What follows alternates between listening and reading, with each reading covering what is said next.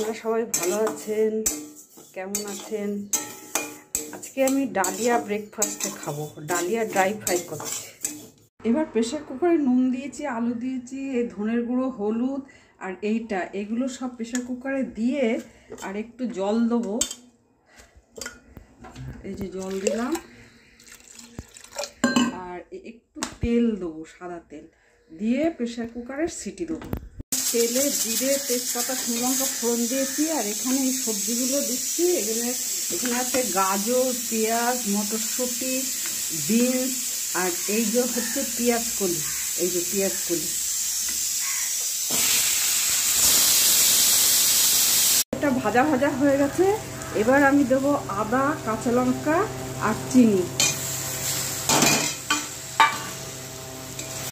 এই যে ডালিয়াটা সেদ্ধ ডালিয়া আর আলু দিয়ে দিলাম আর এই ধনেপাতা দিলাম আর এই গরম মশলা দিলাম,